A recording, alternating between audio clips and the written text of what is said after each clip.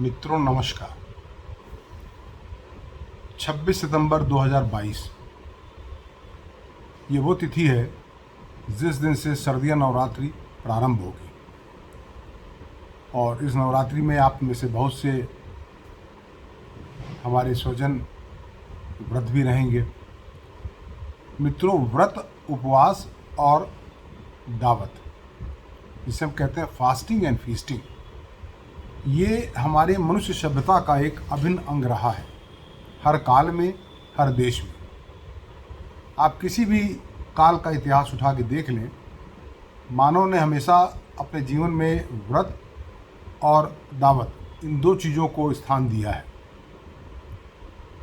ये बात अलग है कि हर सभ्यता के व्रत अलग अलग तरीके से रखे जाते हैं, अलग अलग समय के लिए रखे जाते हैं, लेकिन फास्टिंग एंड फीस्टिंग ये हमारी सभ्यता का, मनुष्य सभ्यता का एक अभिन्न अंग है। इसकी आवश्यकता क्या है, ये तो एक अलग विषय है। ज़्यादातर सभ्यताओं में मनुष्य ने व्रत रखने या व्रत का अनुष्ठान करने का जो कार्य किया है वह आध्यात्मिक उन्नयन के लिए किया है। क्योंकि जब व्यक्ति व्रत रहता है तो वो कुछ संकल्प लेता है और वह संकल्प उसकी मानसिक दृढ़ता को संबल प्रदान करता है और साथ ही वो भोजन में भी कुछ परिवर्तन करता है, जिससे कि भोजन सुपाच्य हो, कम उत्तेजना देने वाला हो, कम गरिष्ठ हो, जिससे कि शरीर का पूरा जो एनर्जी है वो भोजन पचाने के बजाय जो मानसिक क्रियाएं हैं उनके ऊपर केंद्रित हो सके। तो नवरात्रि के व्रत में भी हम नौ दुर्गा के 9 रूपों का अध्ययन की आराधना करते हैं और व्रत रहते हैं। अमूमन नवरात्रि के व्रत में निराहार और निर्जल व्रत नहीं रहा जाता, लेकिन आहार में काफ़ी व्यापक परिवर्तन किए जाते हैं। जो मूल परिवर्तन होते हैं वो ये है कि एक अनाज का सेवन नहीं करते, मांस, मदिरा, नशे वाली चीज़ें, इनका सेवन नहीं करते और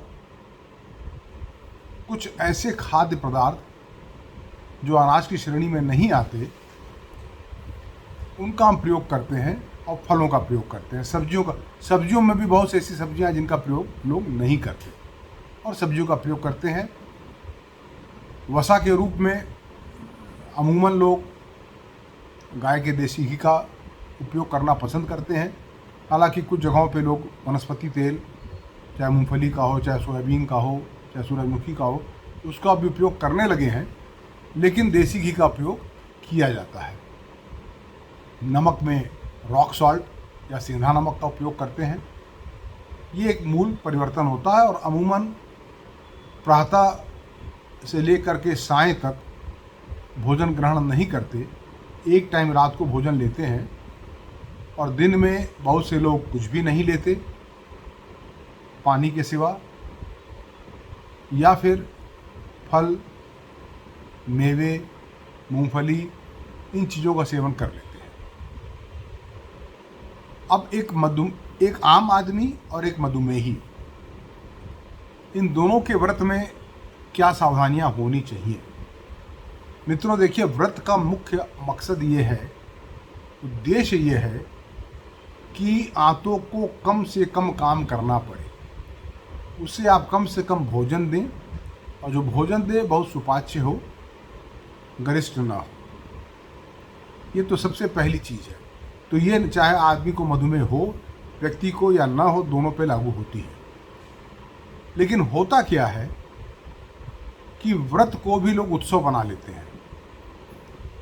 व्रत में भी ये होता है कि क्या बनेगा आज कौन से व्यंजन बनाए जाए व्रत में। व्रत के व्यंजनों की अगर आप YouTube पे चले जाएंगे तो आपको ढेर सारी लिस्ट मिलेगी, जो इतने गरिष्ठ होते हैं, जो इतने ऊर्जा युक्त होते हैं कि उसको खाने के बाद तो अगर आप सामान्य खाना जो खाते हैं उससे भी ज़्यादा आप कैलोरी ले लेते हैं। तो ये बहुत ध्यान देने की बात है कि व्रत में भोजन एक उत्सव के लिए नहीं आप कर रहे हैं, सिर्फ शरीर को चलाने के लिए कर रहे हैं। लेकिन अगर आप उसको उत्सव बना लेंगे तो उसका आप मूल उद्देश्य से भटक जाएगा। अब व्रत में होता क्या है, किन चीज़ों का प्रयोग हम करते हैं? साबूदाना, सिंघाड़ा, सिंघाड़े का आटा, कुट्टू, कुट्टू का आटा जिसे हम फाफड़ भी बोलते हैं, फल, हरी सब्जियां, मेवे और दूध, दूध से बना सामान। इन चीज़ों का प्रयोग हम व्रत में करते हैं। लेकिन होता क्या है कि जब आदमी व्रत रहता है तो इन चीज़ों का सेवन हम किस रूप में करते हैं? जैसे आप सिंघाड़े का आटा ले लें या कुट्टू का आटा ले लें, तो इसका प्रयोग या तो पूड़ी बनाने के लिए होता है, या इसका हलवा बनाने के लिए होता है, या पकौड़ी बनाने के लिए होता है। ये तीन ही चीज़ में इसका प्रयोग करते हैं लोग, पूड़ी, पकौड़ी और हलवा। अगर आप मधुमेही हैं तो चलिए आप चीनी नहीं डालेंगे, आप शुगर फ्री डाल लेंगे, नेचुरल डाल लेंगे। लेकिन अगर मधुमेही आदमी सामान्य जिसको मधुमेह नहीं है तो उसमें चीनी डालेगा, मधुमेही चीनी नहीं डालेगा, लेकिन घी तो पड़ेगा ही, तो उसकी ऊर्जा देने की क्षमता तो बहुत ज़्यादा हो जाएगी। पूड़ी आप तलेंगे तो भी आप घी का प्रयोग करेंगे, पकौड़ी तलेंगे तो भी घी का प्रयोग करेंगे। साबूदाना, साबूदाने का या तो खिचड़ी बनता है या उसकी खीर बना लेते हैं। साबूदाना में बहुत ज़्यादा कार्बोहाइड्रेट होता है, फाइबर न के बराबर होता है, तो ये भी बहुत अच्छा नहीं होता रोज़ इसका आप सेवन करें। एक चीज़ मैं बताना भूल गया आपको कि अनाज की जगह पर तिन्नी का चावल हमारे पूर्वी उत्तर प्रदेश में और बिहार में और बाकी उत्तर भारत में समक का चावल, ये तिन्नी का चावल या समक का चावल, इसका भी उपयोग हम करते हैं। इसका उपयोग ज़्यादातर तहरी बनाने के लिए या पुलाव बनाने के लिए किया जाता है। अगर सीमित मात्रा में लिया जाए, बहुत कम घी तेल डाल के बनाया जाए तो स्वास्थ्यकारी है।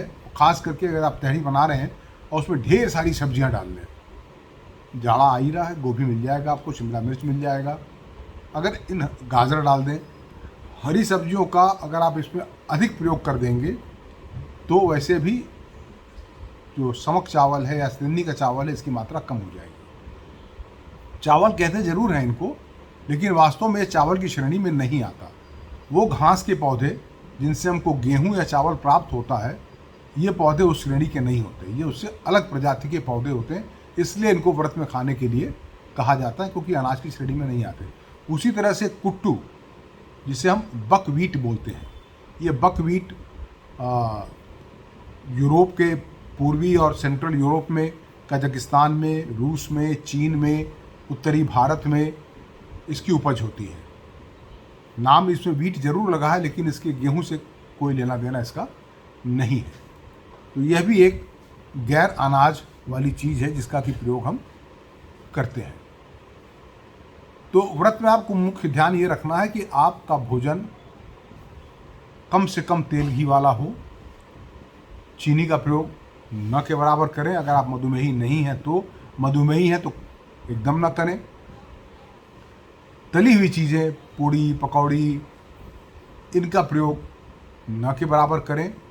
फलों का ज़्यादा प्रयोग करें, दही ले लें, दूध लें, और समक का चावल या तिन्नी के चावल की आप तहरी बना लें एक वक्त। कुट्टू, जो खड़ा कुट्टू होता है जिसको हम फाफड़ गुद्दी बोलते हैं, ये एक बहुत ही उम्दा किस्म का एक खाद्य पदार्थ है जिसका कि प्रयोग आप व्रत के अलावा भी कर सकते हैं। और इसी पे आज मैं विशेष रूप से कुछ प्रकाश डालूंगा ताकि इस व्रत में इसका आप उपयोग कर सकें। ज़्यादातर लोग कुट्टू के होल ग्रेन से या उसकी गुद्दी से परिचित नहीं होते। उन्हें कुट्टू सिर्फ एक ही रूप में मालूम होता है कि कुट्टू का आटा आता है, उससे पकौड़ी बना लेते हैं या उससे उसका हम खीर वो हलवा बना लेते हैं। लेकिन कुट्टू का जो खड़ा कुट्टू आता है जिसे हम फाफड़ गुद्दी बोलते हैं, इसका उपयोग तहरी बनाने के लिए या खिचड़ी बनाने के लिए किया जाता है और एक बेहतरीन खाद्य पदार्थ है। इसके आप न्यूट्रिशनल वैल्यू अगर आप देखेंगे कि इसमें से आपको न्यूट्रिशन कितना मिलता है, तो ये गजब की चीज़ है। प्रत्येक 100 ग्राम कुट्टू से आपको 343 कैलोरी ऊर्जा मिलती है। लगभग जितना आपको गेहूं या चावल से मिलता है, लगभग उतना ही आपको इससे भी मिलता है। इसमें पानी का प्रतिशत होता है 10, प्रोटीन होता है लगभग 13 ग्राम, कार्बोहाइड्रेट इसमें 71 ग्राम होता है, फाइबर 10 ग्राम, प्रति 100 ग्राम 10 ग्राम फाइबर, या प्रति 343 कैलोरी 10 ग्राम फाइबर। जो रिकमेंडेशन है फाइबर का वो ये है कि प्रति 1000 कैलोरी आपको 10 ग्राम फाइबर लेना चाहिए। तो यहाँ तो 350 कैलोरी पर ही आपको 10 ग्राम मिल जा रहा है। तो फाइबर में बहुत रिच है, ये काफ़ी अच्छा फाइबर कंटेंट है जो आपके स्वास्थ्य के लिए, आपकी आंतों के स्वास्थ्य के लिए, शुगर नियमन में, कोलेस्ट्रॉल नियमन में बहुत सहायक होता है। तो इसे आप रूटीन में भी इसका आप खिचड़ी बना करके या तहरी बना करके आप प्रयोग कर सकते हैं। फैट इसमें 3.4 ग्राम होता है। तो मेन इसमें जो मैं आपको एम्फेसाइज करना चाह रहा हूँ कि यदि इसका आप प्रयोग करते हैं तो ये जो फाइबर इसका है, जिसमें लिग्निन होता है, सेलुलोज होता है, ये फाइबर ऐसे कार्बोहाइड्रेट से बना होता है जो अपाच्य होता है, ये पचता नहीं है। तो ये अपचा हुआ फाइबर जब बड़ी आंतें पहुँचता है कोलन में, तो वहाँ कोलन में उपस्थित आपके जो लाभकारी बैक्टीरिया हैं, आपके जो मित्र बैक्टीरिया हैं, जो करोड़ों की संख्या में वहाँ रहते हैं, वो इसको खाना शुरू करते हैं और इसको खा करके शॉर्ट चेन फैटी एसिड बनाते हैं। छोटे छोटे कार्बन चेन वाले अम्ल, वसीय अम्ल बनाते हैं, जिसमें ब्यूटारिक एसिड बहुत महत्वपूर्ण होता है। ये छोटे वसीय अम्ल इन बैक्टीरिया के खुराक होते हैं और ये आंतों के दीवार के अंदर की जो श्लेष्मा झिल्ली होती है, म्यूकस मेम्ब्रेन होता है, उसके स्वास्थ्य के लिए बहुत लाभप्रद होते हैं। ये कोलेस्ट्रॉल को कंट्रोल करता है, ये हृदय के ऊपर लाभकारी प्रभाव डालता है। तो इसके सेवन से आपके आंतों का स्वास्थ्य भी बहुत बेहतर होता है। तो 2-3 और जो खाद्य पदार्थ हैं इसके अलावा, जैसे समक का चावल मैंने बताया, तिन्नी का चावल बताया, और एक क्विनोआ। आजकल क्विनोआ के सीड्स की भी बहुत ज़्यादा प्रचलन है। ये भी तुलसी जैसा एक पौधा होता है जिससे प्राप्त होता है, तो इसका भी लोग आजकल प्रयोग कर रहे हैं। लेकिन हमारे यहाँ, चूँकि हमारे यहाँ का ये खाद्य पदार्थ नहीं है, तो व्रत उपवास में इसके खाने का कहीं कोई फिलहाल जिक्र नहीं आता, चर्चा नहीं आती, लेकिन लोग इसका भी प्रयोग कर रहे हैं गैर अनाजीय तत्वों में। एक महत्वपूर्ण चीज़ और है कि जिनको गेहूं में उपस्थित ग्लूटेन प्रोटीन से सेंसिटिविटी होती है, बहुत से बच्चे ऐसे होते हैं, लोग, इंसान ऐसे होते हैं जिनको ग्लूटेन एलर्जी होती है। उनके अगर आंतों में ग्लूटेन पहुंच जाए गेहूं के माध्यम से तो उनका पेट खराब हो जाता है। उनको एक सीलिएक डिजीज़, एक बीमारी होती है, उनका पेट खराब हो जाता है।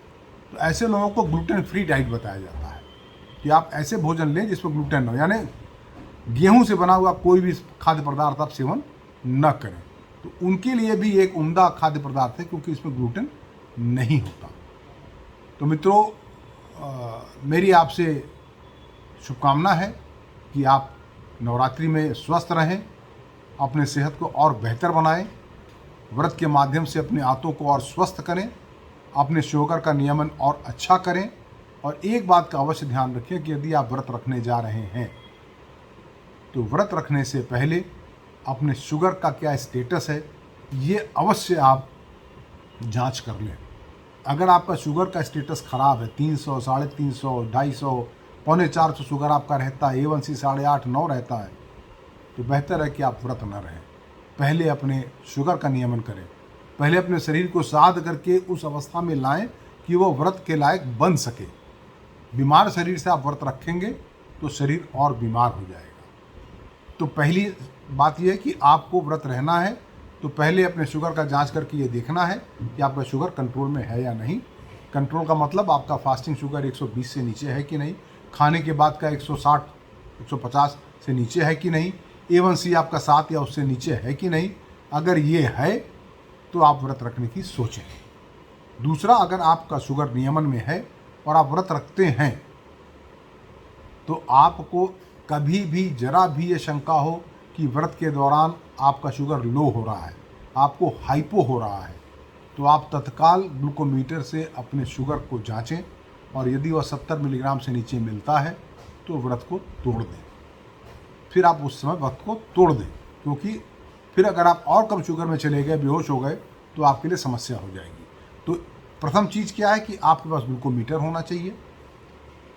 व्रत रखने से पहले आपका शुगर अच्छे कंट्रोल में होना चाहिए। और व्रत के दौरान यदि आपको कभी भी हाइपो की शंका होती है तो आप व्रत को तोड़ देंगे और अपने चिकित्सक से संपर्क करेंगे। तो इन्हीं कुछ विशेष हिदायतों के साथ आपको नवरात्रि की शुभकामनाएं। माँ आपको स्वस्थ रखे, आपके शुगर को अच्छे कंट्रोल में रखे, आपके परिवार को स्वस्थ रखे। बहुत बहुत धन्यवाद।